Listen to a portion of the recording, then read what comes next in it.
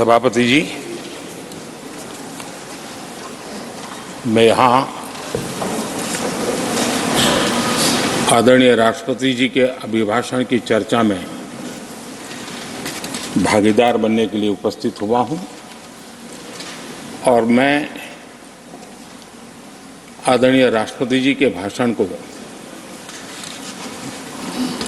मेरी तरफ से आदरपूर्वक धन्यवाद भी देता हूँ, अभिनंदन भी करता हूँ।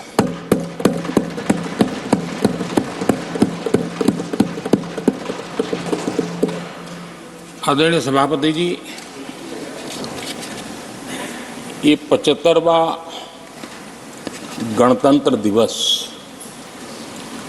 ये अपने आप में एक महत्वपूर्ण माइलस्टोन है और उस समय संविधान की यात्रा के इस महत्वपूर्ण पड़ाव पर राष्ट्रपति जी का भाषण, उसका एक ऐतिहासिक महत्व भी रहता है और उन्होंने अपने भाषण में भारत के आत्मविश्वास की बात कही है, भारत के उज्जवल भविष्य के प्रति विश्वास को प्रकट किया है और भारत के कोटि कोटि जनों का जो सामर्थ्य है, उस सामर्थ्य को बहुत ही कम शब्दों में लेकिन बहुत ही शानदार तरीके से देश के सामने सदन के माध्यम से प्रस्तुत किया है। मैं राष्ट्रपति जी के इस प्रेरक उद्बोधन के लिए और राष्ट्र को दिशा निर्देश के लिए और एक प्रकार से विकसित भारत के संकल्प को सामर्थ्य देने के लिए हृदय से बहुत बहुत आभार व्यक्त करता हूं।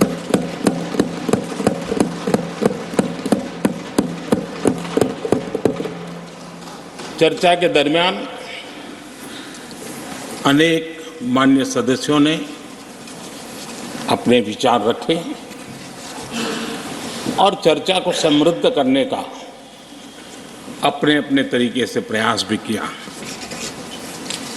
इस चर्चा को समृद्ध करने के प्रयास करने वाले सभी आदरणीय साथियों का भी मैं हृदय से आभार व्यक्त करता हूं, अभिनंदन करता हूं।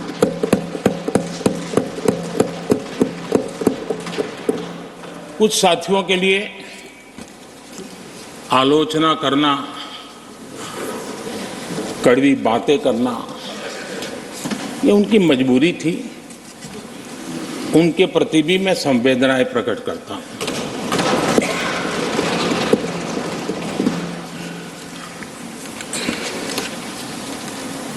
मैं उस दिन तो कह नहीं पाया, लेकिन मैं खड़गे जी का विशेष आभार प्रकट करता हूं।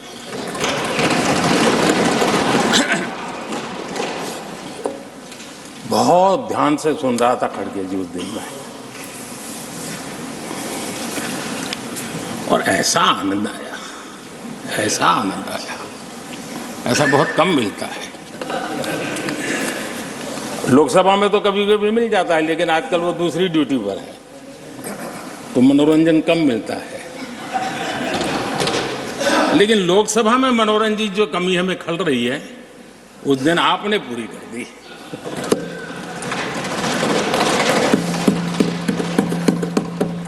और मुझे प्रसन्नता इस बात की थी कि माननीय खड़गे जी काफी लंबा और बड़ी इम्तिहान वजह से शांति से बोल रहे थे, समय भी काफी लिया था। तो मैं सोच रहा था कि आजादी मिली कैसे, इतना सारा बोलने की आजादी मिली कैसे। तो मैं सोच तो रहा था, लेकिन बाद में मेरे ध्यान में आया कि दो स्पेशल कमांडर जो रहते हैं ना, उस दिन नहीं थे और आजकल नहीं रहते वो। और इसलिए बहुत भरपूर फायदा स्वतंत्रता का आदरणीय खड़गे जी ने उठाया।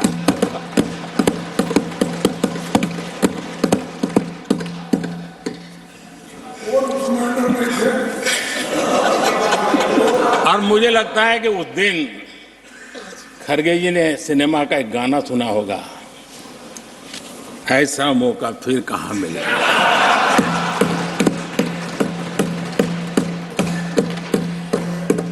और खड़गे जी भी एम्पायर नहीं है, कमांडोज नहीं है, तो चौके छक्के मारने में मजा आ रहा था उनको। लेकिन एक बात खुशी की रही, उन्होंने जो 400 सीट एनडीए के लिए आशीर्वाद दिया था,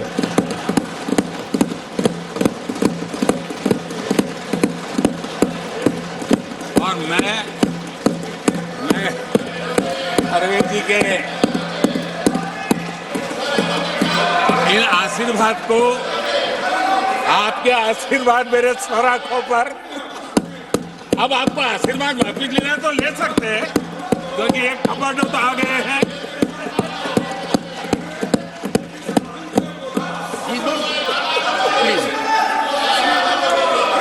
आदरणीय सभापति जी,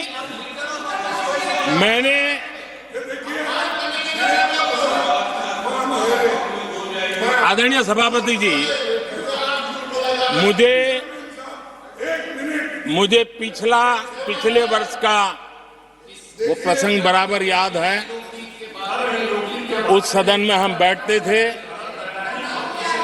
और देश के प्रधानमंत्री की आवाज को गला घोंटने का भरपूर प्रयास किया गया। हम बड़े धैर्य के साथ, बड़ी नम्रता के साथ आपके एक एक शब्द को सुनते रहे, और आज भी आप न सुनने की तैयारी के साथ आए हैं। आप न सुनने की तैयारी के साथ आए हैं, लेकिन मेरी आवाज को आप दबा नहीं सकते हैं।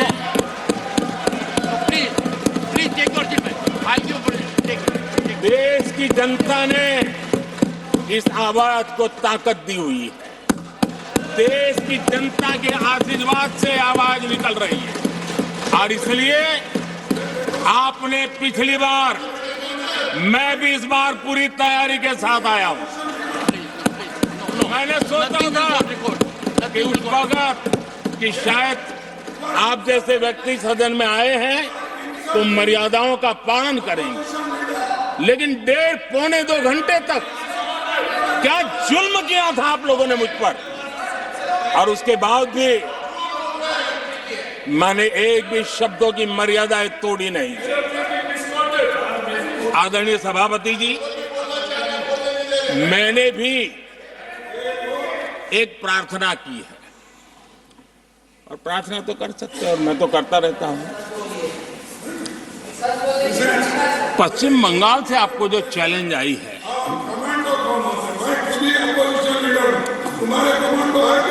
और पश्चिम बंगाल से चैलेंज आई है कि कांग्रेस 440 पार नहीं कर पाएगी, 40 पार नहीं कर पाएगी। मैं प्रार्थना करता हूं कि आप 40 बचा पाए।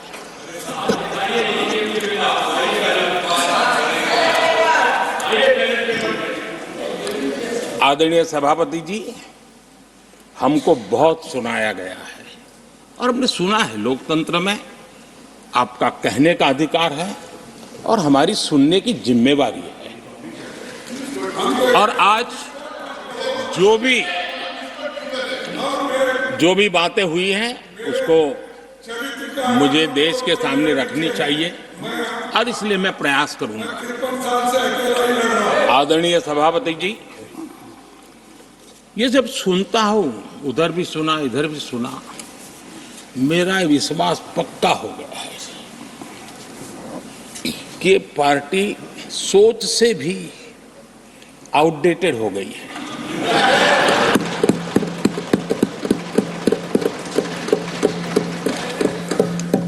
और जब सोच आउटडेटेड हो गई है तो उन्होंने अपना कामकाज भी आउटसोर्स कर दिया है। देखते ही देखते इतना बड़ा दल, इतने दशकों पर तक देश पर राज करने वाला दल, ऐसा पतन, ऐसी गिरावट हमें खुशी नहीं हो रही है। हमारी आपके प्रति संवेदनाएं हैं, लेकिन डॉक्टर क्या करेगा जी, पेशेंट खुद। आगे क्या बोलूं?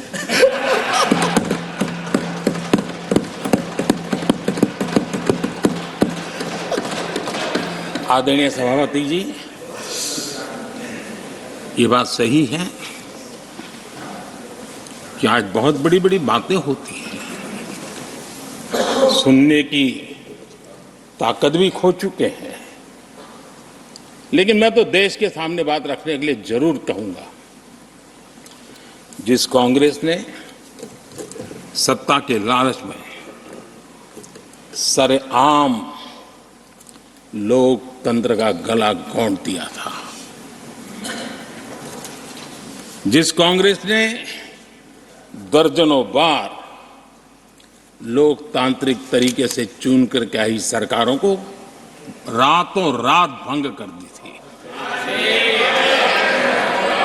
बर्खास्त कर दी, जिस कांग्रेस ने देश की संविधान लोकतंत्र की मर्यादाओं को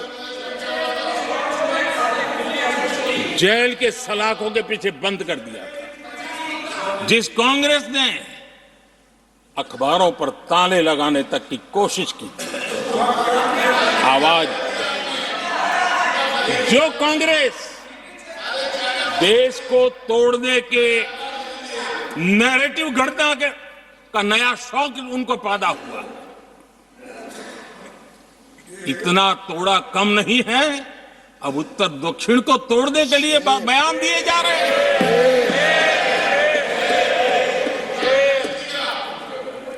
और ये कांग्रेस हमें लोकतंत्र और फेडरलिज्म उस पर प्रवचन दे रही है।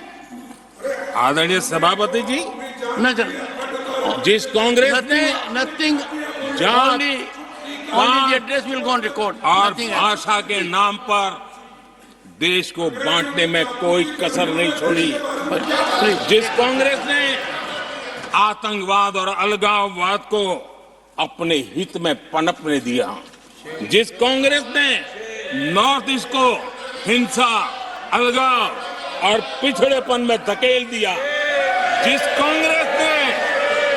कांग्रेस के राज में नक्सलवाद के लिए देश के लिए एक बहुत बड़ी चुनौती बनाकर के छोड़ दिया, जिस कांग्रेस ने देश की बहुत बड़ी जमीन दुश्मनों के हवाले कर दी, जिस कांग्रेस ने देश की सेनाओं का आधुनिकीकरण होने से रोक दिया, वो आज हमें राष्ट्रीय सुरक्षा और आंतरिक सुरक्षा के लिए भाषण दे रहे। जिस कांग्रेस ने आजादी के बाद से ही कंफ्यूज रही, उनको उद्योग जरूरी है कि खेती जरूरी है, उसी कंफ्यूजन में गुजारा किया। जो कांग्रेस तय नहीं कर पाई कि नेशनलाइजेशन करना है कि प्राइवेटाइजेशन करना है, उलझती रही। जो कांग्रेस 10 वर्ष में 12 नंबर से 11 नंबर पर आर्थिक व्यवस्था ले आ पाई, 10 साल में 12 से 11 नंबर, और आप 12 से 11 आने में बहुत मेहनत नहीं पड़ती है, जैसे जैसे आगे बढ़ते हैं तो मेहनत और बढ़ती है। हम 10 साल में 5 नंबर पे ले आए, और ये कांग्रेस हमें यहां आर्थिक नीतियों पर लंबे लंबे भाषण सुना रही है। आदरणीय सभापति जी, जिस कांग्रेस ने ओबीसी को पूरी तरह आरक्षण नहीं दिया, जिसने सामान्य वर्ग के गरीबों को कभी आरक्षण नहीं दिया, जिसने बाबा साहब के बजाय बाबा साहब को भारत रत्न देने योग्य नहीं माना, अपने ही परिवार को भारत रत्न देते रहे। जिस कांग्रेस ने देश की गली सड़कों चौक चौराहे पर अपने ही परिवार के नाम के पाठ जड़ दिए हैं, वो हमें उपदेश दे रहे हैं। वो हमें सामाजिक न्याय पाठ पढ़ा रहे हैं। आदरणीय सभापति जी, जिस कांग्रेस के Nothing will go on record, only the जिस address will go on Congress record. के अपने नेता की कोई गारंटी नहीं है, अपनी नीति की कोई गारंटी नहीं है, वो मोदी की गारंटी पर सवाल उठा रहे हैं।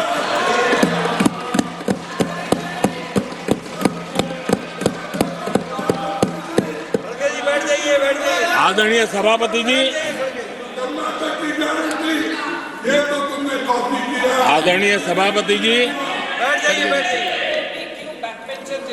यहां एक शिकायत थी।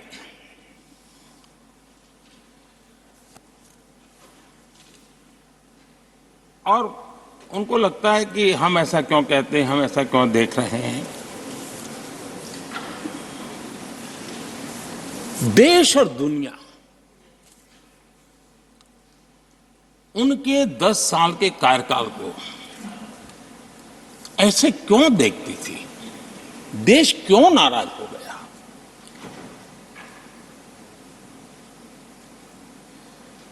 इतना गुस्सा देश को क्यों आया? आदरणीय सभापति जी, हमारे कहने से सब नहीं हुआ है। खुद के कर्मों के फल और अब तो सामने रहते हैं, वो कोई दूसरे जन्म में नहीं होते हैं, इसी जन्म में है। आदरणीय सभापति जी, कुछ हम किसी को बुरा नहीं कहते, हमें क्यों कहना चाहिए? जब उन्हीं को लोगों ने बहुत कुछ कहा हो तो मुझे क्या कहने की जरूरत है?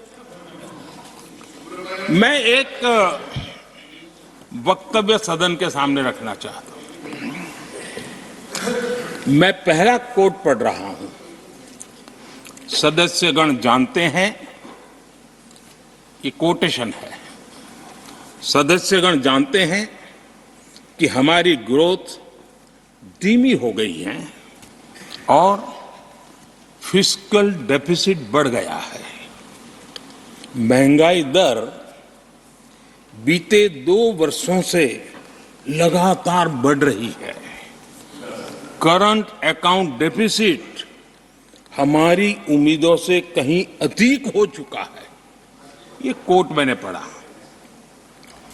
ये किसी भाजपा के नेता का कोट नहीं है, नहीं ये कोट मेरा है। आदरणीय सभापति जी, यूपीए सरकार के 10 साल पर तत्कालीन प्रधानमंत्री आदरणीय पीएम के रूप में रहे श्रीमान मनमोहन सिंह जी ने कहा था और खुद के कार्यकाल में कहा था।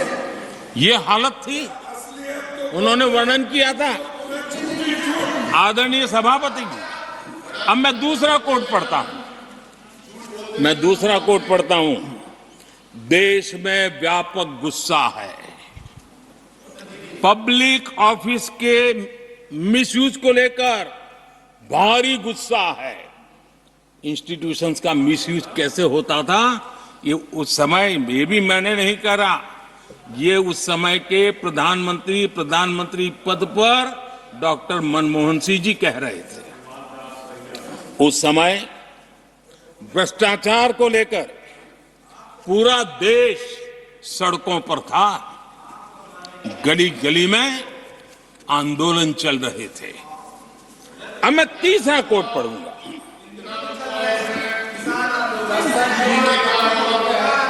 एक संशोधन की कुछ पंक्तियां हैं,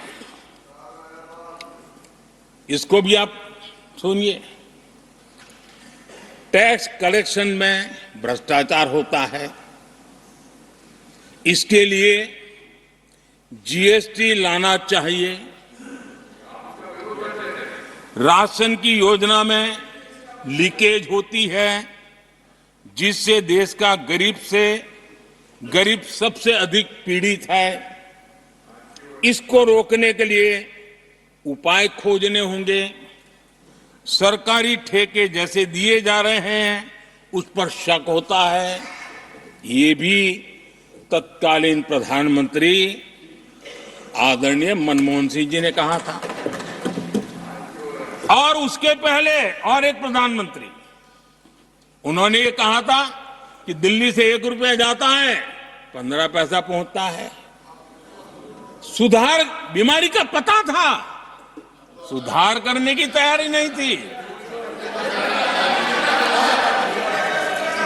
और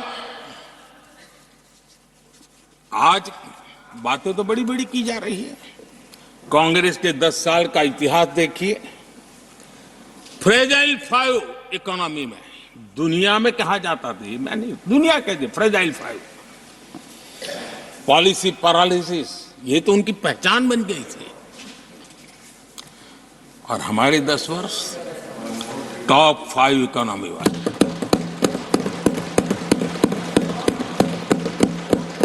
हमारे बड़े और निर्णायक फैसलों के लिए 10 साल याद किए जाए। आदरणीय सभापति जी, हम उस कठिन दौर से बहुत मेहनत करके, सोच समझ करके देश को संकटों से बाहर लाए हैं। ये देश ऐसे ही आशीर्वाद नहीं दे रहा है। आदरणीय सभापति जी, यहां सदन में अंग्रेजों को याद किया गया। Unbecoming conduct. Please continue. No please please. आदरणीय सभापति जी, इस सदन में अंग्रेजों को याद किया गया। अब राजा महाराजाओं का तो अंग्रेजों के साथ गहरा नाता रहा था उस समय, तो अब मैं जरा पूछना चाहता हूं कि अंग्रेजों से कौन इंस्पायर्ड था। मैं तो ये तो नहीं पूछूंगा कि कांग्रेस पार्टी को जन्म किसने दिया था, ये तो मैं नहीं पूछूंगा। आजादी के बाद भी देश में गुलामी की मानसिकता को किसने बढ़ावा दिया। अगर आप अंग्रेजों से प्रभावित नहीं थे तो अंग्रेजों की बनाई दंड संहिता, पिनल कोड, आपने क्यों नहीं बदली। आदरणीय सभापति जी, अगर आप अंग्रेजों से प्रभावित नहीं थे तो अंग्रेजों के जमाने के सैकड़ों कानून क्यों चलते रहे। आप अगर अंग्रेजों से प्रभावित नहीं थे तो लाल बत्ती कल्चर, ये लाल बत्ती कल्चर इतने दशकों बाद भी क्यों चलता। अगर आप अंग्रेजों से प्रभावित नहीं थे तो भारत का बजट शाम को 5 बजे इसलिए आता था क्योंकि ब्रिटिश पार्लियामेंट का सुबह शुरू होने का समय होता था। ये ब्रिटेन की पार्लियामेंट के समय के अनुकूल शाम 5 बजे बजट की परंपरा क्यों चलाए रखी थी आपने। कौन अंग्रेजों से इंस्पायर था। अब आप अंग्रेजों से प्रेरित नहीं थे तो हमारी सेनाओं के चिन्हों पर आज भी गुलामी के प्रतीक अब तक क्यों बने हुए थे। हम एक के बाद एक हटा रहे हैं। अगर आप अंग्रेजों से प्रेरित नहीं थे तो राजपथ को कर्तव्य पथ बनने के लिए मोदी का इंतजार क्यों करना पड़ा। आदरणीय सभापति जी, अगर आप अंग्रेजों से प्रभावित नहीं थे तो अंडमान और निकोबार, इन द्वीप समूहों पर आज भी अंग्रेजी सत्ता के निशान क्यों लटके पड़े थे। आदरणीय सभापति जी, अगर आप अंग्रेजों से प्रभावित नहीं थे तो इस देश के सेना के जवान देश के लिए मन मिटते रहे, लेकिन देश के जवानों के सम्मान में एक वॉर मेमोरियल तक आप बना नहीं पाए थे। क्यों नहीं बनाया।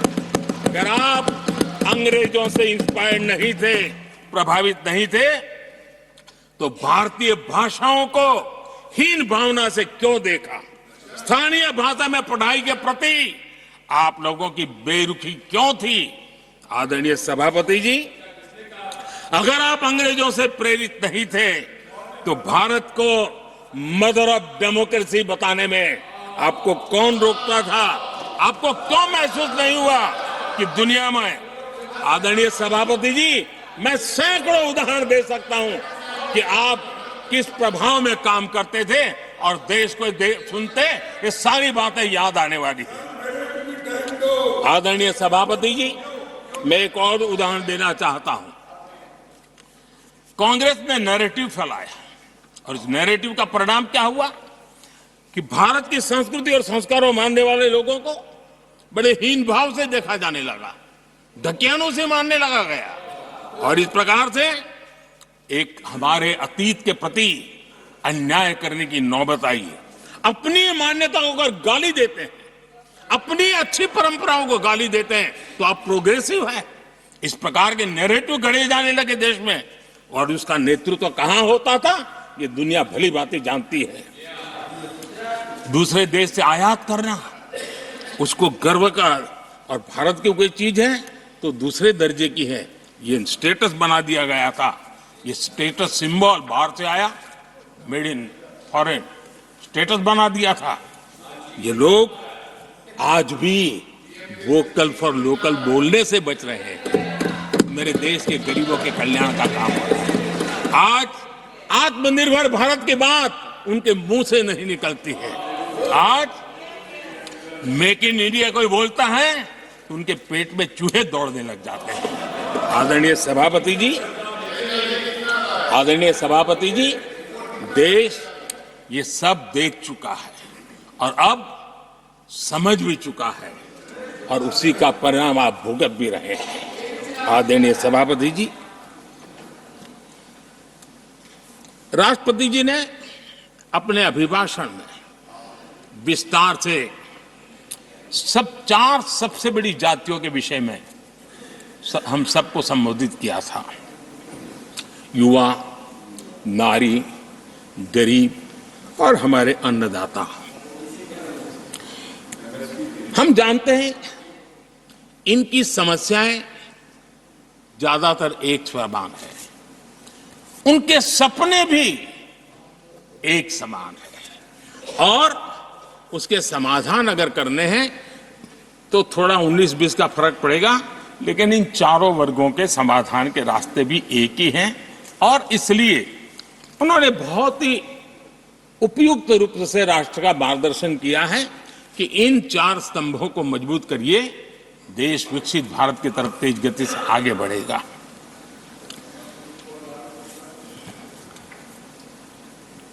आदरणीय सभापति जी, अगर हम 21वीं सदी में हैं, हम विकसित भारत के सपने को इसी सदी में 2047 तक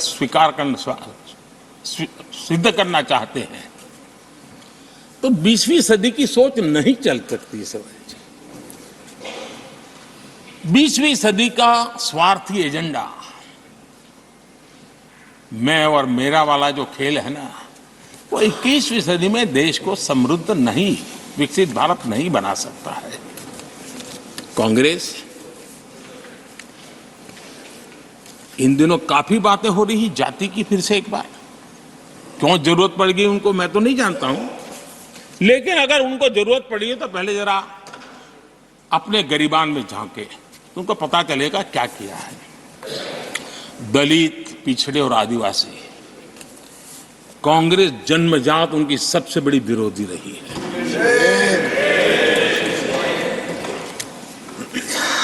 और मैं तो कभी कभी सोचता हूं अगर बाबा साहब न होते ना तो शायद कि एससी एसटी को आरक्षण मिलता कि नहीं मिलता, ये भी मेरे मन में सवाल उठता है।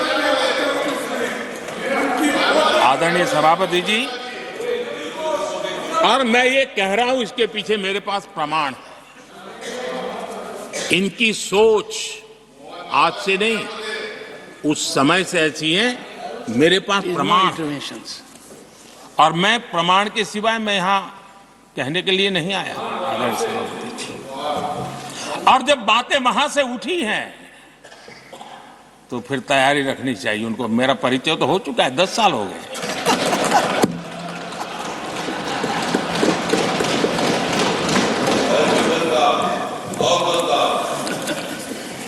एक बार, और मैं आदरपूर्वक नेहरू जी को इन दिनों ज्यादा याद करता हूं, क्योंकि हमारे साथियों की अपेक्षा रहती है कि जरा उनको तो बोलो, कुछ तो बोल रहे थे। अब देखिए, एक बार नेहरू जी ने एक चिट्ठी लिखी थी, और ये चिट्ठी मुख्यमंत्रियों को लिखी थी।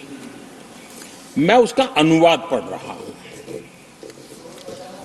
उन्होंने लिखा था, ये देश के प्रधानमंत्री पंडित नेहरू जी द्वारा उस समय के देश के मुख्यमंत्रियों को लिखी गई चिट्ठी है, ऑन रिकॉर्ड है। मैं अनुवाद पढ़ता हूं।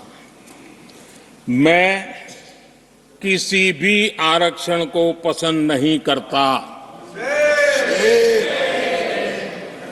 और खासकर नौकरी में आरक्षण तो कतई नहीं। मैं ऐसे किसी भी कदम के खिलाफ हूं जो अकुशलता को बढ़ावा दे, जो दोयम दर्जे की तरफ ले जाए। ये पंडित नेहरू ने मुख्यमंत्रियों को लिखी हुई चिट्ठी है।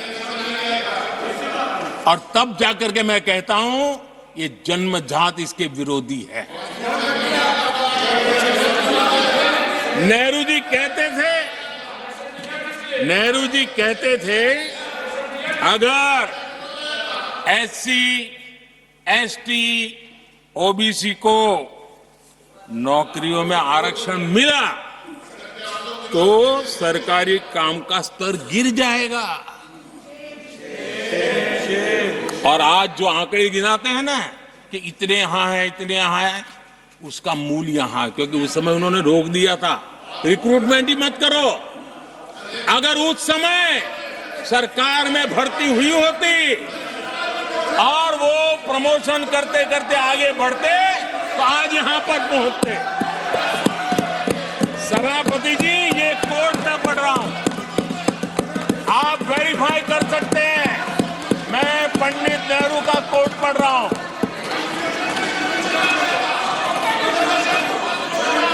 Please, please, please. और आदरणीय सभापति जी, Leader of opposition was heard in rapt attention. Are you setting this example? Leader of opposition was heard in rapt सभापति attention. Ji. Please sit down. Sit down.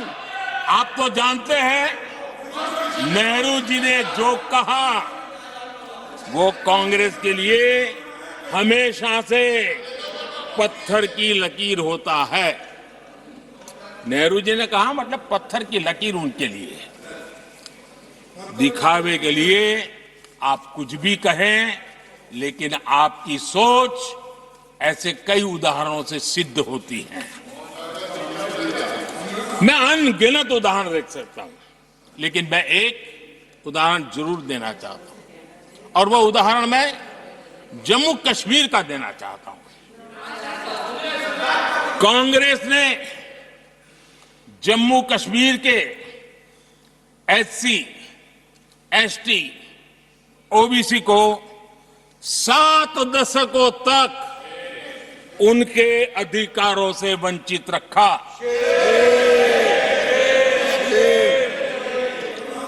Article 370 में हम कितनी जीतेंगे उसकी बात अभी नहीं कर रहा हूं। आर्टिकल 370 को निरस्त किया, तब जाकर के इतने दशकों के बाद एसटी, एसटी, ओबीसी को वो अधिकार मिले जो देश के लोगों को बरसों से मिले हुए थे। इसको रोक के रखा था। जम्मू कश्मीर में फॉरेस्ट राइट्स एक्ट उनको प्राप्त नहीं था। जम्मू कश्मीर में प्रिवेंशन ऑफ एट्रोसिटी एक्ट नहीं था। ये हमने 370 हटाकर ये अधिकार उनको दिए। हमारे एससी समुदाय में भी सबसे पीछे पीड़ित कोई रहा तो हमारा वाल्मीकि समाज रहा, लेकिन हमारे वाल्मीकि परिवारों को भी 7 दशक के बाद भी जम्मू कश्मीर में रहे, लोगों की सेवा करते रहे, लेकिन डोमिसाइल का अधिकार नहीं दिया गया। ये है। और मैं आज देश को भी अवगत करना चाहता हूं कि स्थानीय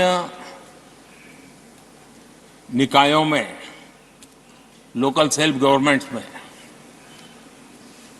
ओबीसी के आरक्षण का विधेयक भी कल 6 फरवरी को लोकसभा में भी पारित।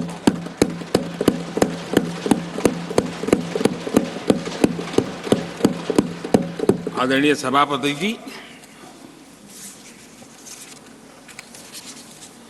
एससी, एसटी, ओबीसी उनको बड़ी भागीदारी लेने में कांग्रेस और साथियों को हमेशा परेशानी रही है। बाबा साहब की राजनीति को, बाबा साहब के विचारों को खत्म करने के लिए कोई कसर उन्होंने छोड़ी नहीं है। वक्तव्य अवेलेबल है, चुनाव में क्या क्या बोला गया वो भी अवेलेबल है। इनको भारत रत्न भी देने की तैयारी नहीं थी, वो भी भाजपा के समर्थन से और सरकार बनी, तब बाबा साहब को भारत रत्न। इतना ही नहीं, सीताराम केसरी अति पिछड़ी जाति से कांग्रेस पार्टी के अध्यक्ष उठा करके फुटपाथ पर फेंक दिया गया। ओबीसी, वो वीडियो अवेलेबल है, वो देश ने देखा सीताराम केसरी के साथ क्या हुआ। और आदरणीय सभापति जी, इनके एक मार्गदर्शक अमेरिका में बैठे। सभापति जी, इनके एक मार्गदर्शक अमेरिका में बैठे। Sir, only the address will go on record. जो Only address, no. पिछले चुनाव में हुआ तो हुआ के लिए फेमस हो गए थे, और कांग्रेस इस परिवार के काफी करीबी है। उन्होंने अभी अभी संविधान निर्माता बाबा साहब आम्बेडकर के उनके योगदान को छोटा करने का भरपूर प्रयास।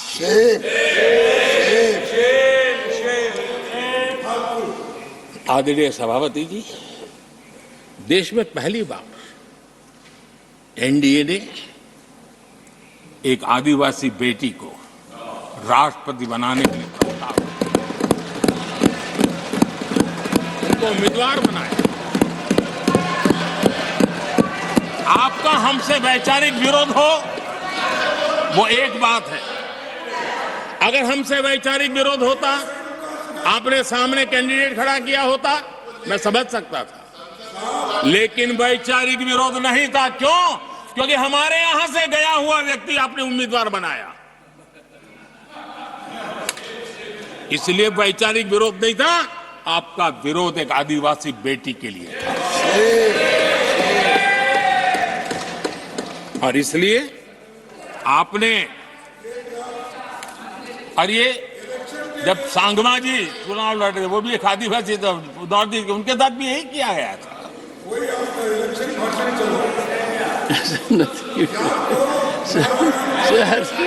और आज तक सभापति जी, राष्ट्रपति जी का अपमान करने की घटनाएं कम नहीं है, पहली बार इस देश में हुआ है। उनके जिम्मेवार लोगों के मुंह से ऐसी ऐसी बातें निकली है, शर्म से माथा झुक जाए। राष्ट्रपति के लिए ऐसी भाषा बोली गई है, मन में जो कसक पड़ी है ना, वो कहीं न कहीं इस प्रकार से निकलते रहती है। एनडीए के अंदर हमने 10 साल काम करने का मौका मिला। हमने पहले दलित को और अब आदिवासी को, हमने हमेशा हमारी प्राथमिकता क्या है, इसका परिचय दिया। आदरणीय सभापति जी, जब हम हमारी सरकार के परफॉर्मेंस की बात करता हूं, एनडीए की जो गरीब कल्याण की नीतियों की बातें करता हूं, थोड़ा सा अगर उस समाज को निकट से जानते हो, आखिर कौन समाज है लाभार्थी, कौन लोग हैं? ये झुग्गी झोपड़ी में किसको रहने के लिए जिंदगी गुजरनी पड़ रही है? ये किस समाज के लोग हैं? मुसीबतों से गुजरना पड़ता है, व्यवस्थाओं से वंचित रहना पड़ा है, कौन समाज है? हमने जितना काम किया है ना, ये एससी, एसटी, ओबीसी, आदिवासी इसी समाज के लिए है। कच्ची बस्तियों में रहने वाले लोगों को पक्का घर मिला है, तो मेरे इस समाज के बंधुओं को मिला। स्वच्छता के अभाव में हर वर्ग बीमारी से जूझना पड़ता था, उनको Sir, running स्वच्छ committee भारत from अभियान the- का लाभ देने का काम सभापति जी हमारी योजनाओं के तहत मिला है, ताकि उसको अच्छी जिंदगी जीने का अवसर मिला। इसी परिवारों के हमारी माताएं बहनें धुएं से खाना पका पका करके अपनी स्वास्थ्य के संकट को झेल रही थी, हमने उनको उज्ज्वला गैस दिया, वो इन्हीं परिवारों को। मुफ्त राशन हो, मुफ्त इलाज हो, इसके लाभार्थी यही मेरे परिवार हैं, जो समाज के इस वर्ग के मेरे परिवारजन हैं, जिनके लिए हमारी सारी योजनाएं काम कर रही है। आदरणीय सभापति जी, यहां पर कुछ ऐसा नैरेटिव रखा गया, कम से कम तथ्यों को इस प्रकार से नकारना किसका भला होगा? आप ऐसा करके अपनी क्रेडिबिलिटी भी खो रहे हैं, अपनी प्रतिष्ठा भी खो रहे हैं। आदरणीय सभापति जी, यहां शिक्षा के भ्रामक आंकड़े रखे गए, गुमराह करने का कैसा प्रयास होता है। पिछले 10 वर्ष में एससी, एसटी स्टूडेंट्स के लिए जो स्कॉलरशिप दी जाती है, 10 साल में उसकी वृद्धि हुई है।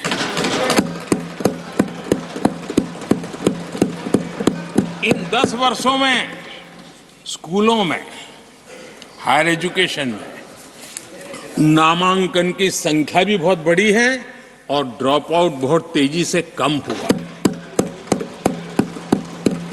आदरणीय सभापति जी, 10 साल पहले 120 एकलव्य मॉडल स्कूल थे। आदरणीय सभापति जी, आज 400 Eklavya model.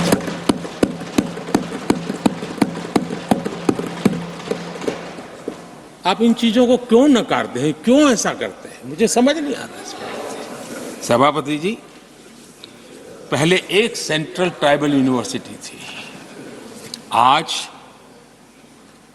2 central tribal universities हैं।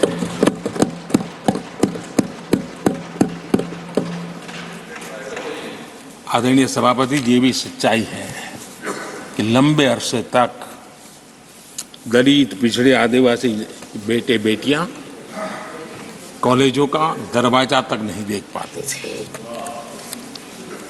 मुझे याद है, मैं गुजरात में जब सीएम बना तो मेरे लिए चौंकाने वाला एनालिसिस मेरे सामने आया। गुजरात में उमरगांव से अंबाजीपुरा बेल्ट आदिवासी बहुल क्षेत्र है। हमारे दिग्विजय जी के एक दामाद भी उसी इलाके में है। उस पूरे इलाके में साइंस स्ट्रीम की एक भी स्कूल नहीं थी। मैं जब वहां गया, अब उस इलाके में मेरे आदिवासी बच्चों के लिए साइंस स्ट्रीम की स्कूल नहीं होगी तो इंजीनियरिंग, डॉक्टरी का तो सवाल ही कहां उठता है। ऐसी मिनिमम चीजें और यहां पर क्या भाषण दे रहे हैं जी। आदरणीय सभापति जी, और मैं बताना चाहता हूं, सदन को गर्व होगा, संतोष, आप उस सदन में बैठे हैं, वहां एक ऐसी सरकार आपके साथ बात करने की ऐसी सरकार नेतृत्व कर रही है जहां कितना बड़ा परिवर्तन आया। आप उस समाज का विश्वास बढ़ाइए, उनका हौसला बुलंद कीजिए, वो देश की मुख्य धारा में तेजी से आगे बढ़े, उसके लिए हम प्रयास करें, सामूहिक प्रयास करें। आप देखिए आदिवासी और हमारे एससी एसटी समाज के विद्यार्थियों का नामांकन, मैं कुछ आंकड़े रखना चाहता हूं। उच्च शिक्षा में एससी विद्यार्थियों का नामांकन 44% बढ़ा है।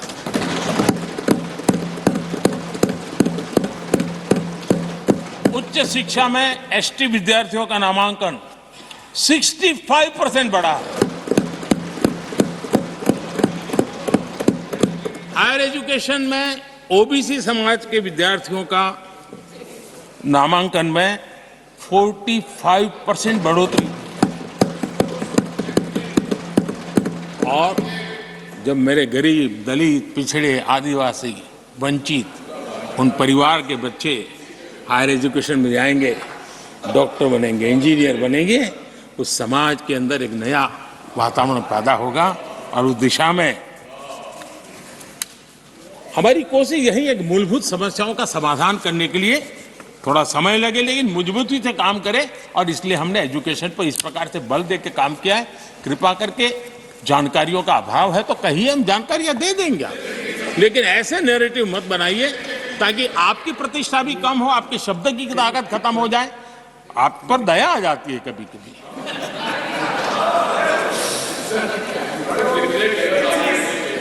आदरणीय सभापति जी, सबका साथ सबका विकास ये नारा नहीं है, ये मोदी की गारंटी है।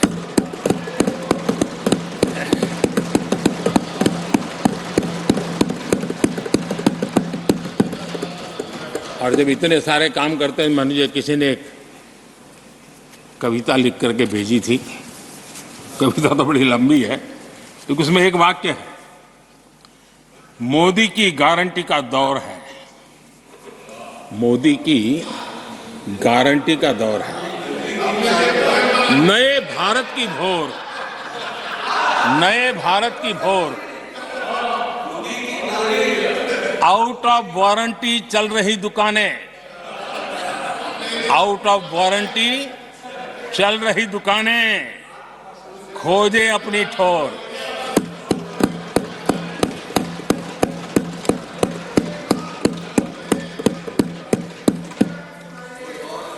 आदरणीय सभापति जी, किस प्रकार से देश में निराशा फैलाने का प्रयास, मैं ये तो समझता हूं जो लोग इतनी निराशा की गर्त में डूब चुके हैं, वैसे निराशा फैलाने का उनका सामर्थ्य भी बचा नहीं है, वो भी सामर्थ्य नहीं बचा। आशा का तो संचार कर ही नहीं सकते, जो खुद निराशा में डूबे उनसे आशा है। लेकिन देश में हर जगह जहां बैठो वहां निराशा निराशा निराशा फैलाने का जो खेल चल रहा है और सच्चाई को नकार करके हो रहा है, वो न खुद का भला कर पाएंगे न देश का भला कर पाएंगे। आदरणीय सभापति जी, हर बार एक ही गाना गाया जाता है, समाज के कुछ वर्गों को भड़काने के लिए बिना हकीकतों को ऐसे वाक्य बोल दिए जाते हैं। मैं जरा देश के सामने कुछ हकीकत बोलना चाहता हूं और मुझे विश्वास है मीडिया इस ऐसे विषयों पर जरा डिबेट कर ले ताकि पता चले। आदरणीय सभापति जी,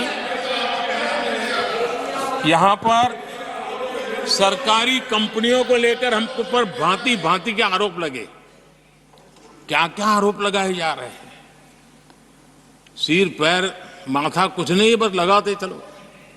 अब देखिए, देश को याद है मारुति के शेयर का क्या खेल चल रहा था। उस जमाने में हेडलाइन बना करती थी, मारुति शेयर का क्या चल रहा था।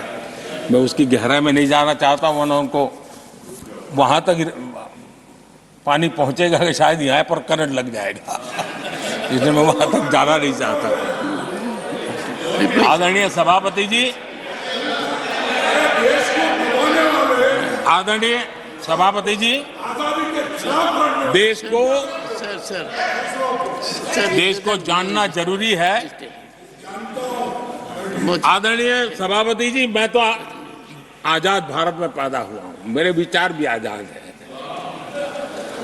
और मेरे सपने भी आजाद हैं।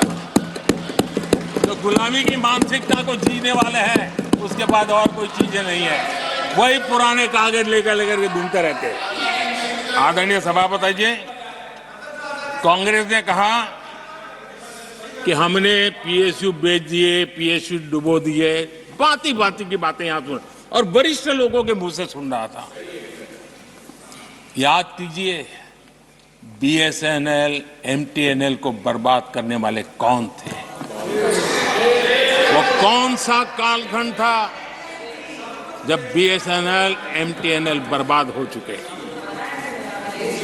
जरा याद कीजिए, एचएएल उसकी दुर्दशा क्या करके रखी थी, बर्बादी, और जाकर के गेट पर भाषण देकर के 2019 का चुनाव लड़ने का एजेंडा तय होता था एचएएल के नाम पर।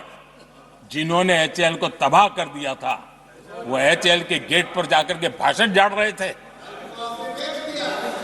आदरणीय सभापति जी, एयर इंडिया को किसने तबाह कर दिया, किसने बर्बाद कर दिया? यह हालत कौन लाया था? कांग्रेस पार्टी और यूपीए ये 10 साल की उनकी बर्बादी से मुंह नहीं मोड़ सकते। देश भली भांति जानता है। और अब मैं हमारे कार्यकाल के जरा सफलता की बात बताना चाहता हूं। आदरणीय सभापति जी, आज जिस बीएसएनएल को आपने तबाह करके छोड़ा था ना, वो बीएसएनएल आज made in India 4G, 5G उस तरफ आगे बढ़ रहा है और दुनिया का ध्यान आकर्षित कर रहा है। आदरणीय सभापति जी, एचएएल के लिए इतने भ्रम फैलाए, आज रिकॉर्ड मैन्युफैक्चरिंग एचएएल के कर रहा है, रिकॉर्ड रेवेन्यू जनरेट कर रहा है एचएएल, जिसको लेकर के इतने जो होले चलाए। और कर्नाटका में एशिया की सबसे बड़ी हेलीकॉप्टर बनाने वाली कंपनी एचएएल बन गई। कहां छोड़ा था, कहां जाके लगाया, हमने पहुंचाया। आदरणीय सभापति जी, एक कमांडो जहां नहीं है, एलआईसी को लेकर भी पता नहीं कैसे कैसे बड़े विद्वत्तापूर्ण बयान देते थे। एलआईसी का ऐसा हो गया, एलआईसी का वैसा हो गया, एलआईसी का यूं हो गया। जितनी गलत बातें एलआईसी को लिए बोलनी चाहिए बोली, और तरीका यही है, किसी को बर्बाद करने, अफवाह फैलाओ, झूठ फैलाओ, भ्रम फैलाओ। और टेक्निक भाई है, गांवों में किसी का बड़ा बंगलो हो, लेने का मन करता हो, लेकिन हाथ ना लगता हो, तो फिर हवा फैला देते, ये भूतिया बंगला है, यहां जो जाता है ऐसी हवा फैला देते, कोई लेता नहीं, फिर कोई जाकर के लपक लेते। एलआईसी क्या चलाया? आदरणीय सभापति जी, मैं सीना तान करके सुनाना चाहता हूं, आंखें ऊंची करके सुनाना चाहता हूं, आज एलआईसी के शेयर रिकॉर्ड स्तर पर ट्रेड हो रहे हैं। क्यों? आदरणीय सभापति जी, अब प्रचार किया जा रहा है, पीएसयू बंद हो गए, अब उनको तो याद भी नहीं होगा क्या है, बस किसी ने पकड़ा दिया, बोलो। 2014 में देश में 234 पीएसयू थे, 234 2000 उनके यूपीए के 10 साल के कालखंड में। अब 14 में जब उन्होंने छोड़ा, 234 आज 254 है। 234 थे, आज 254 है। अब भाई कोई कौन सा अरिथमेटिक वो जानते हैं, बेच दिए। अब बेचने के बाद 250 हो गया। क्या क्या कर रहे हो आप लोग? आदरणीय सभापति जी, आज अधिकतर पीएसयू रिकॉर्ड रिटर्न दे रहे हैं और इन्वेस्टर्स का भरोसा पीएसयू की तरफ बढ़ रहा है। जो छोटा सा भी शेयर बाजार जानते हैं, इनको समझ आता है। नहीं समझता है तो किसी को पूछो। आप सभापति जी देखिए, बीएसई पीएसयू इंडेक्स में बीते 1 वर्ष के दौरान लगभग 2 गुनी उछाल हुई है। आदरणीय सभापति जी, 10 साल पहले, यानी 2014, 4 से 14 के बीच की बात करता हूं, पीएसयू का नेट प्रॉफिट करीब करीब 1.25 लाख करोड़ था और इस 10 वर्ष में पीएसयू का नेट प्रॉफिट 2.5 लाख करोड़ है।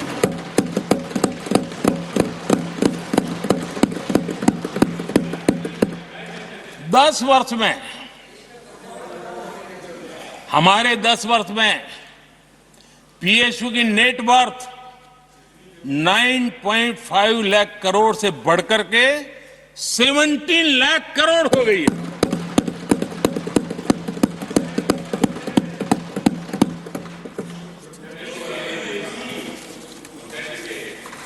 आदरणीय सभापति जी, इनका हाथ जहां भी लगता है ना, उसका डूबना तय हो जाता है और उससे यही दशा करके उन्होंने छोड़ी थी। हम मेहनत करके इतनी बाहर लाए, इतनी प्रतिष्ठा बढ़ी है। आपको खुशी होनी चाहिए। भ्रम मत फैलाइए, बाजार में हवा ऐसी न फैलाइए कि देश के सामान्य निवेशक के मन को उलझन में आ जाए। ऐसा काम आप नहीं कर सकते। आदरणीय सभापति जी, इन लोगों की मर्यादा इतनी है, अब इन्होंने अपने युवराज को एक स्टार्टअप बना करके दिया है। अब वो नॉन स्टार्टर है।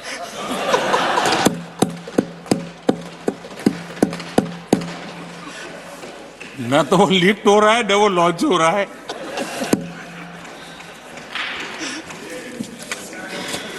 आदरणीय सभापति जी,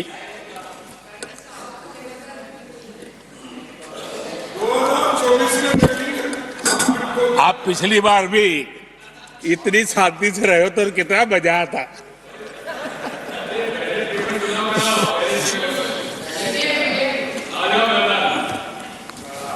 आदरणीय राष्ट्रपति जी, आदरणीय सभापति जी,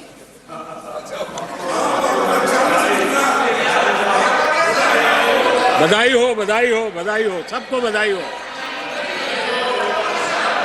आदरणीय सभापति जी, मेरा सौभाग्य रहा कि मुझे लंबे समय तक एक राज्य के मुख्यमंत्री के नाते देश की और जनता की सेवा करने का अवसर मिला और इसलिए मैं रीजनल एस्पिरेशंस को बहुत भली भांति समझता हूं, क्योंकि मैं उस प्रोसेस से निकला हूं। जैसे हमारे यहाँ दिग्विजय जी, उनको भली भांति सहज समझ आता है भी एक राज्य के लिए क्या होता है। हम लोग उसी दुनिया से निकल करके आए हैं, तो हमें अनुभव है, पता है। शरद राव जी को है, तो ऐसे कुछ लोग हैं यहाँ जिनको ये सारी चीजों का पता है। देवगढ़ा साहब है, तो इन लोगों के इन सारी चीजों का पता है, तो हम इसका महात्मा समझते हैं। हमें कोई किताबों में नहीं पढ़ना पड़ता है, हम अनुभव कर करके आए हैं। और ये भी सच्चाई है साहब, 10 साल यूपीए की पूरी शक्ति गुजरात को क्या कुछ न करने में लगी हुई थी, आप कल्पना नहीं कर सकते। लेकिन मैं आंसू नहीं बहाता, मैं रोने की मेरी आदत नहीं है जी। लेकिन तब भी उतने संकटों के बावजूद भी, उतने जुल्म के बाद भी हर प्रकार की मुसीबतों को झेलते हुए भी, मेरी तो मुसीबत ऐसी थी कि यहाँ किसी मिनिस्टर से मुझे अपॉइंटमेंट नहीं मिलती थी। वो कहते थे, भाई आप जानते हो मेरी तो दोस्ती है, मैं फोन पे बात कर लूंगा, लेकिन कहीं फोटो वोटो निकल गए, ये डर रहता था। यहाँ मंत्रियों का डर ऐसा था। अब खैर उनकी मुसीबतें मैं समझ सकता हूं। मेरे यहाँ एक बार बहुत प्राकृतिक आपदा आई। मैंने उस समय प्रधानमंत्री जी को बड़ा रिक्वेस्ट किया कि आप आइए, एक बार जरा देख लीजिए। उनका कार्यक्रम बना, फिर साहब एक एडवाइजरी कमेटी बनी थी ना, शायद वहां से हुक्म आया, तो कोई हेलीकॉप्टर से हवाई निरीक्षण करे वो तो मैं समझ सकता हूं। साहब वो कार्यक्रम बदल करके साउथ में किस राज्य में गए तो मुझे याद नहीं रहा आज, और बोले हम हवाई जहाज से ऊपर से देख लेंगे, हम गुजरात में नहीं आएंगे। मैं सूरत पहुंचा हुआ था, वो आने वाले थे, मैं जानता हूं आखिर में क्या हुआ होगा। तो आप कल्पना कर सकते हैं साहब, प्राकृतिक आपदा में भी मैंने ऐसी मुसीबतों को झेला है, लेकिन उसके बावजूद भी उस समय भी मेरा मंत्र था, आज भी मेरा मंत्र है कि देश के विकास के लिए राज्य का विकास, भारत के विकास के लिए गुजरात का विकास, और हम सबको इसी रास्ते पर चलना चाहिए। हम राज्यों का विकास से ही राष्ट्र का विकास कर पाएंगे। इस पे कोई विवाद नहीं हो सकता है, कोई विवाद नहीं हो सकता है। और मैं आपको विश्वास देता हूं सभापति जी, राज्य अगर एक कदम चलता है तो 2 कदम चलने की ताकत देने के लिए मर रहा है।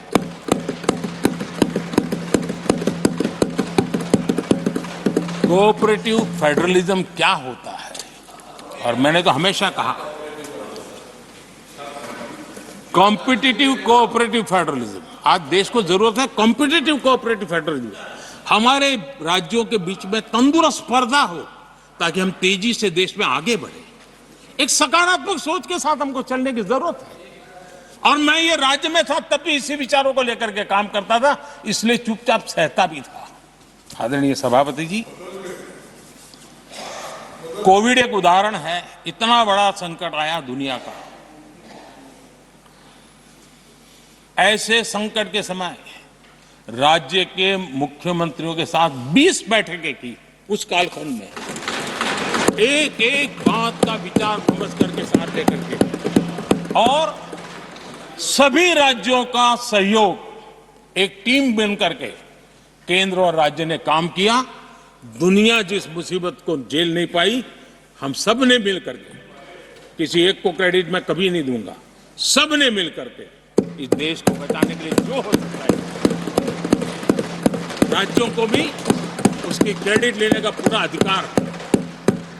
इस सोच में हमने काम किया। आदरणीय सभापति जी, G20 का आयोजन है, हम दिल्ली में कर सकते थे। हम दिल्ली में इन बड़े बड़े नेताओं के बीच रह करके सब कुछ क्या नहीं कर, पहले हुआ ही है। हमने ऐसा नहीं किया। हमने G20 का पूरा यश राज्यों को, दिल्ली में एक मीटिंग की तो राज्य में 200, एक एक राज्य को एक्सपोजर मिले दुनिया में। ये गलती से नहीं हुआ, योजना के तरीके से हुआ है। मेरे लिए किसकी सरकार है इसके आधार पर मैं देश नहीं चलाता। हम सब मिलकर के देश आगे बढ़ाना चाहते हैं, इस भूमिका से काम किया है। आदरणीय सभापति, हमारे देश में विदेश के मेहमान आते थे तो मेरे आने के बाद आ रहे था, थोड़ा पहले भी आते थे।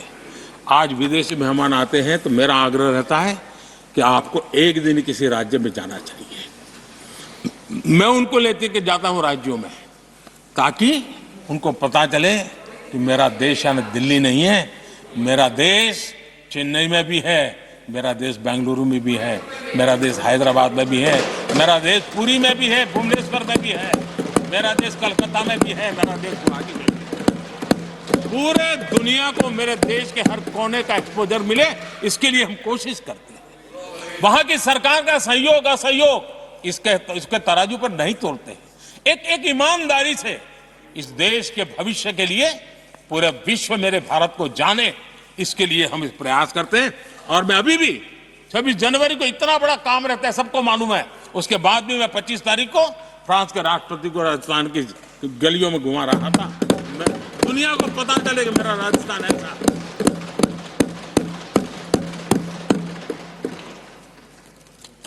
आदरणीय सभापति जी, हमने एक बहुत बड़ा कार्यक्रम लिया जिसकी विश्व में एक मॉडल के रूप में चर्चा हो रही है, एस्पिरेशनल डिस्ट्रिक्ट। एस्पिरेशनल डिस्ट्रिक्ट की जो सफलता है ना, उसमें 80% भूमिका मेरे राज्यों के सहयोग की है। राज्यों ने जो सहयोग किया है, उन्होंने एस्पिरेशनल डिस्ट्रिक्ट की मेरी भावना को समझा है। आज उस एस्पिरेशनल डिस्ट्रिक्ट को आगे बढ़ाने के लिए 80% ताकत राज्यों से मिल रही है, डिस्ट्रिक्ट लेवल के अफसरों से मिल रही है। और जो राज्य, वो राज्य की औसत में भी आखिरी पायदान पे खड़े थे, वो आज नेशनल एवरेज के साथ कंपटीशन करने लगे। ये डिस्ट्रिक्ट कभी पिछड़ी डिस्ट्रिक्ट मानी जाती थी। ये सबका सहयोग से हो रहा है और इसलिए हमारे कार्यक्रमों की रचना ही सबको साथ लेकर के चलने की है और मिल करके देश के भविष्य को बनाने की है। आज देश का हर कोना, हर परिवार विकास के फल प्राप्त करे, ये हम सबका दायित्व है और हम उसी दिशा में जाना चाहते हैं। हम हर राज्य को उसका पूरा हक भी देना चाहते हैं। लेकिन मैं आज एक अहम मुद्दे पर मेरी पीड़ा व्यक्त करना चाहूंगा। आदरणीय सभापति जी, एक राष्ट्र हमारे लिए सिर्फ जमीन का टुकड़ा नहीं है, हम सबके लिए एक इकाई ऐसी है जो प्रेरणा देने वाली इकाई है। जैसे शरीर होता है, शरीर में जैसे अंगांगी भाव होता है, अगर पैर में कांटा लगे तो पैर ये नहीं कहता है, हाथ कभी नहीं सोचता है कि मुझे क्या, पैर को कांटा लगा है, पैर पैर का काम करेगा। पल भर में हाथ पैर के पास पहुंच जाता है, कांटा निकालता है। कांटा पैर को लगता है, आंख ये नहीं कहती कि आंसू मैं क्यों बहाऊं, आंसू आंख से निकलते हैं। हिंदुस्तान के किसी भी कोने में दर्द हो तो पीड़ा सबको होनी चाहिए। अगर देश का एक कोना, अगर शरीर का एक अंग अगर काम नहीं करता है तो पूरा शरीर अपंग माना जाता है। शरीर जिस प्रकार से, अगर देश का भी कोई कोना, देश का कोई क्षेत्र विकास से वंचित रह जाएगा तो देश विकसित नहीं हो सकता है। और इसलिए हमें भारत को एक अंगांगी भाव से देखना होना चाहिए, उसको टुकड़ों में नहीं देखना चाहिए। जिस प्रकार से हिंदी और भाषा बोली जा रही है, देश को तोड़ने के लिए, राजनीतिक स्वार्थ के लिए नए नैरेटिव गढ़े जा रहे हैं। एक पूरी सरकार मैदान में उतर करके भाषा गढ़ रही है। इससे बड़ा देश का दुर्भाग्य क्या हो सकता है? आप मुझे बताइए, झारखंड का कोई आदिवासी बच्चा अगर ओलंपिक के खेल के अंदर जाकर के मेडल लेकर आएगा तो क्या हम ये सोचते हैं कि तो झारखंड का बच्चा है? पूरा देश कहता है हमारा देश है। जब एक झारखंड का बच्चे में प्रतिभा देखते हैं और देश हजारों करोड़ रुपया, हजारों लाखों रुपया खर्च करके उसको अच्छे कोचिंग के लिए दुनिया के किसी देश में भेजता है, तो हम ये सोचेंगे कि खर्चा झारखंड के लिए हो रहा है, क्या देश के लिए नहीं हो रहा है? हम क्या करने लगे हैं, क्या भाषा बोलने लगे? इस देश का गौरव, हमारे यहां वैक्सीन, देश के करोड़ों लोगों को वैक्सीन का, हम ये कहेंगे वैक्सीन तो उस कोने में बनी थी इसलिए हक उनका है, देश को नहीं मिल सकती? कैसा सोच सकते हैं? क्या वैक्सीन उस शहर में बनी थी इसलिए देश के और भागों को इसका लाभ नहीं मिलेगा? ये सोचेंगे क्या? क्या सोच बन गई है? और एक राष्ट्रीय दल के अंदर से ऐसे विचार है, ये बहुत बहुत दुखद की बात है। मैं पूछना चाहता हूं आदरणीय सभापति जी, क्या अगर हिमालय कल कहना शुरू कर दें, हिमालय कल बोलना शुरू कर दें, ये नदियां मेरे यहां से बहती हैं, मैं तुम्हें पानी नहीं देने दूंगा, पानी का अधिकार मेरा है, देश का क्या होगा? देश कहां जाकर के रुकेगा? अगर जिन राज्यों में कोयला है वो कह दें कोयला नहीं मिलेगा, ये हमारी संपत्ति है, जाओ तुम अंधेरे में गुजारा करो, देश कैसे चलेगा? आदरणीय सभापति जी, ऑक्सीजन, कोविड के समय हमारे यहां ऑक्सीजन की संभावनाएं पूर्वी कार्य में जो उद्योग है उसके साथ देश के पूरे देश को ऑक्सीजन की जरूरत थी। अगर उस समय पूरब के लोग कह करके बैठ जाते ऑक्सीजन को हम नहीं दे सकते, हमारे लोगों की जरूरत है, देश को कुछ नहीं मिलेगा, क्या होता देश का? उन्होंने संकट झेल करके भी देश को ऑक्सीजन पहुंचाया। देश के अंदर ये भाव तोड़ने का क्या प्रयास हो रहा है? क्या इस प्रकार से देश को हमारा टैक्स, हमारे मनी किस भाषा में बोला जा रहा है? ये देश के भविष्य के लिए नया खतरा पैदा करने वाली बात है।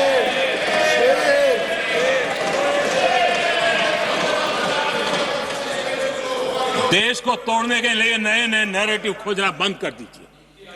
देश को आगे बढ़ना है, देश को एक साथ लेकर के चलने का प्रयास कीजिए। आदरणीय सभापति जी, पिछले 10 वर्ष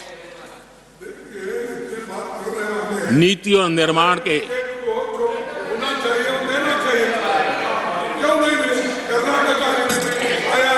आदरणीय सभापति जी, आदरणीय सभापति जी, Nothing will go on record. No. आदरणीय सभापति जी, Take your seat. नीति और निर्माण This conduct doesn't suit your ये position. नए भारत की नई दिशा दिखाने के लिए Please take your seat. जो दिशा हमने पकड़ी, Please take your seat, sir. जो निर्माण कार्य हमने लिए हैं, बीते एक दशक में हमारा पूरा फोकस बेसिक सुविधाएं जरूर मिले उस पर हमारा ध्यान केंद्रित रहा है। आदरणीय सभापति जी, हर परिवार का जीवन स्तर ऊपर उठे, उसके जीवन में ईज ऑफ लिविंग बढ़े। अब समय की मांग है उसकी क्वालिटी ऑफ लाइफ में हम कैसे सुधार लाए। हम आने वाले दिनों में हमारी पूरी शक्ति, पूरा सामर्थ्य ईज ऑफ लिविंग से एक कदम आगे बढ़ करके क्वालिटी ऑफ लाइफ की तरफ हम बढ़ाना चाहते हैं। हम उसके लिए जाएंगे। आदरणीय सभापति जी, आने वाले 5 वर्ष न्यू मिडिल क्लास जो गरीबी से निकल करके बाहर आए हैं, ऐसे न्यू मिडिल क्लास को नई ऊंचाई और सशक्त बनाने के लिए हम अनेक वित्त कार्य पहुंचाने के लिए पूरा प्रयास करने वाले हैं। और इसलिए हमने सामाजिक न्याय का जो मोदी कवच दिया है ना, उस मोदी कवच को और मजबूत बना और ताकत देने वाले हैं। आदरणीय सभापति जी, आजकल जब हम कहते हैं कि 25 करोड़ लोग गरीबी से बाहर आए, तो ऐसा कुतर्क दिया जाता है कि 25 करोड़ बाहर आए तो फिर 80 करोड़ को खाना अनाज क्यों देते हो? आदरणीय सभापति जी, हम जानते हैं कोई बीमार व्यक्ति हॉस्पिटल से बाहर आ जाए ना, तो भी डॉक्टर कहता है कुछ दिन इसको ऐसे ऐसे संभालिए, खाने में परहेजी रखिए, ढिकना करिए, फलाना करिए, कहना क्यों? कहीं दोबारा वहां मुसीबत में ना आ जाए। जो गरीबी से बाहर निकला है ना, उसको ज्यादा संभालना चाहिए ताकि कोई ऐसा संकट आकर के फिर से गरीबी की तरफ लपक न जाए। और इसलिए उसको मजबूती देने का समय देना चाहिए। ये समय हमने गरीब को मजबूत, ताकि वो फिर से वो न्यू मिडिल क्लास फिर से वापस उस गर्त में डूब न जाए। हम 5 लाख रुपए आयुष्मान का देते हैं ना, उसके पीछे ये इरादा है। परिवार में एक बीमारी आ जाए ना, मध्यम वर्ग का आदमी भी गरीब बनने से देर नहीं लगती है। और इसलिए गरीबी से बाहर निकलना जितना जरूरी है, उतना गलती से भी गरीबी की तरफ पीछे न चला जाए, उसके लिए ध्यान रखने की आवश्यकता है। और इसलिए हम अनाज देते हैं, अनाज देते रहेंगे, किसी को बुरा लगे या न लगे।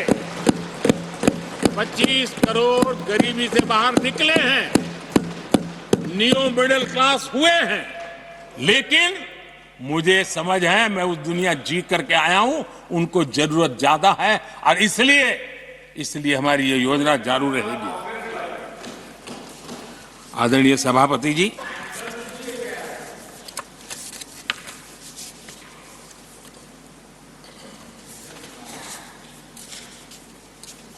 देश जानता है आदरणीय सभापति जी, और इसीलिए मैंने गारंटी दी है।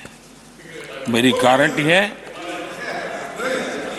गरीबों के 5 लाख रुपए तक की इलाज की सुविधा आगे भी मिलती रहेगी। मेरी गारंटी है, मोदी की गारंटी है। 80% डिस्काउंट से जो दवाइयां मिल रही है, जिसका लाभ मध्यम वर्ग गरीब को मिल रहा है, वो मिलता रहेगा। आदरणीय सभापति जी, मोदी की गारंटी है कि किसानों को जो सम्मान निधि मिल रही है, वो सम्मान निधि चालू रहेगी ताकि विकास की यात्रा में वो ताकत के साथ जुड़ जाए। आदरणीय सभापति जी, गरीबों को पक्के घर देने का मेरा अभियान है। अगर परिवार बड़ा होता है, नया परिवार बनता है, पक्के घर देने का मेरा कार्यक्रम जारी रहेगा। नल से जल योजना मेरा पक्का इरादा है और मेरा पक्की गारंटी है कि नल से जल, हम नए शौचालय बनाने की जरूरत पड़ेगी, मेरा पक्की गारंटी है, हम जारी रखेंगे। ये काम सारे तेजी से चलेंगे क्योंकि विकास का जो रास्ता, विकास की जो दिशा हमने पकड़ी है, इसको हम किसी भी हालत में जरा भी धीमी नहीं होने देना चाहते। आदरणीय सभापति जी, हमारी सरकार का तीसरा टर्म दूर नहीं है।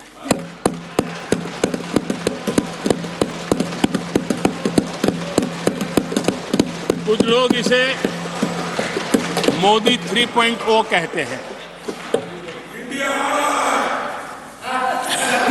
मोदी 3.0 विकसित भारत की नींव को मजबूत करने के लिए पूरी शक्ति लगा देते हैं। आदरणीय सभापति जी, अगले 5 साल में भारत में डॉक्टरी की संख्या पहले की तुलना में अनेक गुना बढ़ेगी। मेडिकल कॉलेजों की संख्या बढ़ेगी। इस देश में इलाज बहुत सस्ता और सुलभ हो जाएगा। आदरणीय सभापति जी, अगले 5 साल में हर गरीब के घर में नल से जल का कनेक्शन होगा।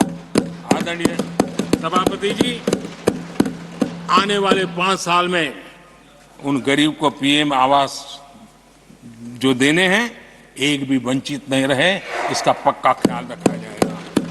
अगले 5 साल सोलर पावर से बिजली बिल जीरो, देश के कितने नागरिकों, करोड़ों नागरिकों को बिजली बिल जीरो। और ठीक अगर आयोजन करेंगे तो अपने घर पर बिजली बना करके बेच करके कमाई कर पाएंगे। ये अगले 5 साल का कार्यक्रम है।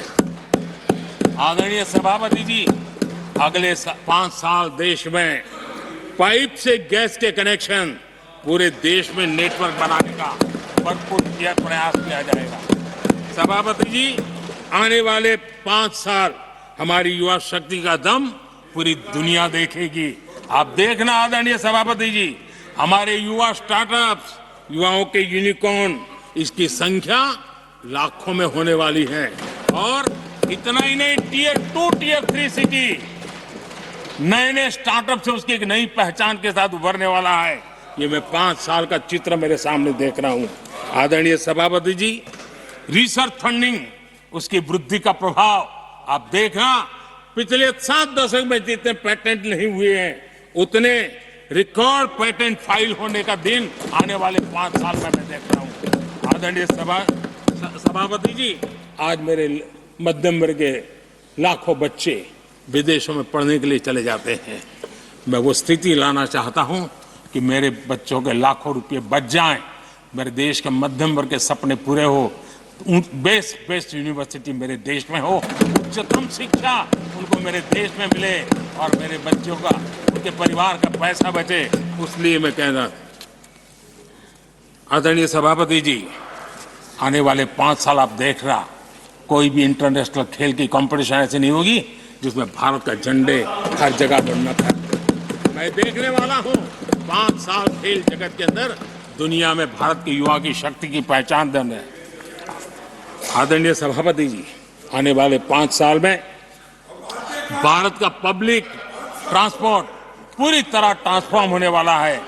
अगले 5 साल में गरीब और मिडिल क्लास को तेल और शानदार यात्रा की सुविधाएं बहुत आसानी से मिलने वाली है, तेज मिलने वाली है, पूरी ताकत से व्यवस्था होने वाली है।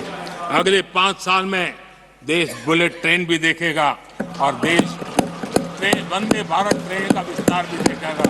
आदरणीय सभापति जी, अगले 5 साल में आत्मनिर्भर भारत का अभियान नई ऊंचाई पर होगा। देश हर क्षेत्र में आत्मनिर्भर होता नजर आएगा। आदरणीय सभापति जी, आने वाले 5 साल में मेड इन इंडिया सेमीकंडक्टर दुनिया में हमारी गूंज होगी। इलेक्ट्रॉनिक हर गुड्स में वो चीप होगी जिसमें किसी न किसी भारतीय का पसीना होगा। आदरणीय साहब, दुनिया के इलेक्ट्रॉनिक बाजार में एक नई गति का सामर्थ्य आने वाले 5 साल में देश देखेगा। आदरणीय सभापति जी, आज देश लाखों करोड़ रुपए का तेल इंपोर्ट करता है। अपनी ऊर्जा जरूरतों के लिए हम ज्यादा से ज्यादा आत्मनिर्भर बनने की दिशा में काम करेंगे और मुझे विश्वास है हम ऊर्जा जरूरतों पर जो डिपेंडेंसी है वो कम करने में सफल होंगे। इसे इतना ही नहीं, आदरणीय सभापति जी, ग्रीन हाइड्रोजन अभियान हम दुनिया के बाजार को लालायित करने की दिशा में आगे बढ़ रहे हैं। हमारा ग्रीन हाइड्रोजन ऊर्जा जरूरतों को पूरा करने का सामर्थ्य रहेगा। इथेनॉल की दुनिया में हम तेजी से आगे बढ़ रहे हैं। हम 20% का लक्ष्य प्राप्त करके हमारे लोगों को ट्रांसपोर्टेशन में सस्ता मिले, इसकी व्यवस्था होगी। आदरणीय सभापति जी, जब मैं 20% इथेनॉल की बात करता हूं, उसका सीधा लाभ मेरे देश के किसानों को होने वाला है। किसानों की नई बचत मिलने वाली है। देश के हजारों करोड़ रुपए आज खाद्य देते हैं। हम कृषि प्रधान देश तो कहते हैं, लेकिन आज भी हजारों करोड़ रुपयों का खाने का तेल हमें बाहर से लाना पड़ रहा है। हमारा देश के किसानों पर मुझे भरोसा है और मुझे पक्का भी जो नीतियों को लेकर के हम चलते हैं, एडिबल ऑयल में मेरा देश बहुत एक आत्मनिर्भर 5 साल में हो जाएगा और जो पैसा बचेगा मेरे देश के किसान की जेब में जाएगा, जो आज विदेश के बाजार में जाता है। आदरणीय सभापति जी, केमिकल की खेती के कारण हमारी धरती माँ को बहुत नुकसान हो रहा है। आने वाले 5 साल में नेचुरल फार्मिंग की तरफ देश के किसानों को ले जाने में हम सफलतापूर्वक आगे बढ़ेंगे। एक नया जागृति का काम होगा, हमारी धरती माँ की भी सुरक्षा होगी। आदरणीय सभापति जी, नेचुरल फार्मिंग बढ़ने से दुनिया के बाजार में भी हमारे उत्पादों की ताकत बढ़ने वाली है। आदरणीय सभापति जी, यूएन के माध्यम से मैंने मिलेट का अभियान चलाया। श्री अन्न तक के रास्ते आज हमने उसकी पहचान दी है। मैं वो दिन दूर नहीं देखता हूं जबकि आने वाले 5 साल में दुनिया के बाजार में सुपर फूड के रूप में मेरे गांव के छोटे छोटे किसानों के द्वारा पैदा हुआ मिलेट, श्री अन्न, दुनिया के बाजार में प्रतिष्ठा होगी, सुपर फूड की प्रतिष्ठा होगी। आदरणीय सभापति जी, ड्रोन खेतों में एक नई किसानों की ताकत बन करके उभरने वाला है। 15,000 ड्रोन दीदी का कार्यक्रम ऑलरेडी हम लॉन्च कर चुके हैं। ये तो शुरुआत है, आगे बहुत सफलता दिखती है। आदरणीय सभापति जी, हम नैनो टेक्नोलॉजी को एग्रीकल्चर में लाने में प्रयोग अब तक सफल हुए हैं। हमने नैनो यूरिया में बहुत बड़ी सफलता पाई है, नैनो डीएपी की दिशा में सफलता पाई है और आज एक बोरी भर खातर लेकर के घूमने वाला किसान एक बोतल के खातर से काम चला लेगा, वो भी दूर नहीं है। आदरणीय सभापति जी, सहकारिता क्षेत्र में हमने एक नई मिनिस्ट्री बनाई है। उसके पीछे इरादा है कि एक सहकारिता का पूरा जन आंदोलन नई ताकत के साथ उभरे और 21वीं सदी की आवश्यकता के अनुसार उभरे, उसको भी हम, और उसका सबसे बड़ा लाभ हम 2 लाख भंडारण का काम जो हाथ में लिया है, जब 5 साल के भीतर वो पूरा हो जाएगा, छोटा किसान को भी अपनी पैदावार को रखने की जगह मिल जाएगी। किसान तय करेगा किस भाव से बाजार में बेचना है, नहीं बेचना है। उसको जो बर्बाद होने का डर था वो खत्म हो जाएगा और किसान की आर्थिक ताकत बढ़ जाएगी। पशुपालन और मछली पालन पक्का मैं कहता हूं नए रिकॉर्ड बनाने वाले हैं। आज हमारे यहाँ पशु की संख्या है लेकिन दूध की उत्पादन कम है। हम इस स्थिति को बदल देंगे। फिशरिंग एक्सपोर्ट करने की दुनिया में हम बहुत बड़ी तेजी से विकास करेंगे, ये भी मेरा पूरा विश्वास है। हमने एफपीओ की जो रचना का प्रारंभ किया है, अनुभव बहुत अच्छा है। 5 साल के भीतर किसानों की एक नई संगठन की शक्ति और कृषि उत्पादन में वैल्यू की ताकत, ये लाभ मेरे देश के किसानों को अवश्य मिलने वाला है।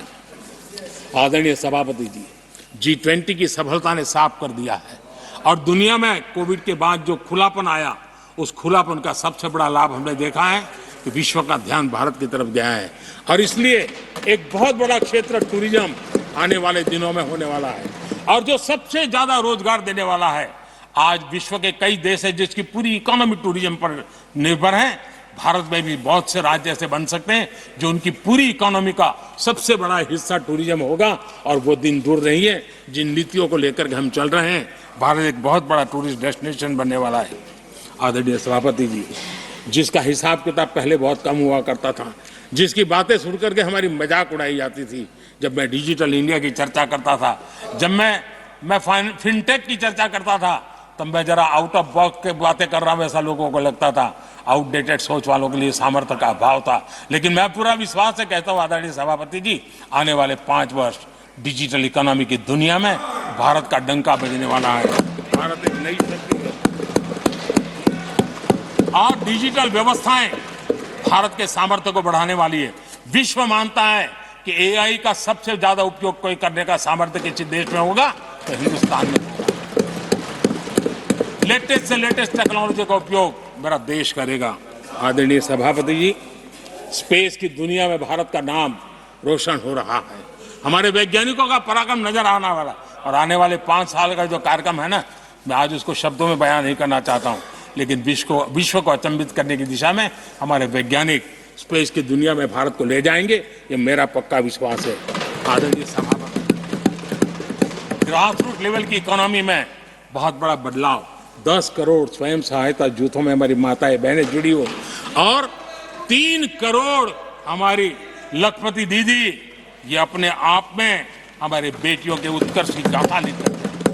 आदरणीय सभापति जी, ऐसे अनेक विविध क्षेत्र हैं जिस क्षेत्र में मैं साफ देख रहा हूं आने वाले 5 साल भारत, कभी हम सुना करते थे स्वर्णिम युग था, मुझे वो दिन दूर नहीं दिखते जब 5 साल में वो मजबूत नींव आएगी और 2047 तक पहुंचते पहुंचते ये देश उस स्वर्णिम युग को फिर से जीने लगेगा। इस विश्वास के साथ आदरणीय सभापति जी, विकसित भारत ये शब्दों का खेल नहीं है, ये हमारा कमिटमेंट है और इसके लिए हम समर्पित भाव से, हमारी हर सांस उस काम के लिए है, हमारी हर पल उस काम के लिए है, हमारी हर सोच उस काम के लिए समर्पित है। उसी एक भावना के साथ हम चले हैं, चल रहे हैं, चलते रहेंगे और देश आगे बढ़ता रहेगा, ये मैं आपको विश्वास देता हूं। आने वाली सदियां इस स्वर्ण काल का इतिहास में अंकित करेगी, ये विश्वास मेरे मन में इसलिए है, देश की जनता का मिजाज मैं भली भांति समझ पाता हूं। देश बदलाव के 10 साल के अनुभव को देखा है, एक क्षेत्र में जो बदलाव देखा है वो तेज गति से बदलाव जीवन के हर क्षेत्र में नई ऊंचाइयां, नई ताकत प्राप्त होने वाली है और हर संकल्प को सिद्धि तक पहुंचाना ये हमारी कार्यशैली का हिस्सा है। आदरणीय सभापति जी, मैं फिर एक बार इस सदन में आप सबने जो विचार रखे उसके कारण देश के सामने सत्य रखने का मुझे जो अवसर मिला और डंके की चोट पर सत्य रखने का अवसर मिला और सदन की पवित्रता के बीच रखने का अवसर मिला है, संविधान की पूरी साक्ष्य रख करके ये विचार रखने का अवसर मिला है। मुझे विश्वास है कि देश जिनकी वारंटी खत्म हो गई है उनकी बातें सुन नहीं सकता है, जिसकी गारंटी की ताकत देखी है उसके विचारों के भी विश्वास करते हुए आगे बढ़ेगा। मैं फिर एक बार आदरणीय सभापति जी आपका हृदय से आभार व्यक्त करता हूं और आदरणीय राष्ट्रपति जी को मेरी तरफ से उनके व्याख्यान के लिए आदरपूर्वक अभिनंदन और आभार व्यक्त करते हुए मैं मेरी वाणी को विराम देता हूं। बहुत बहुत धन्यवाद।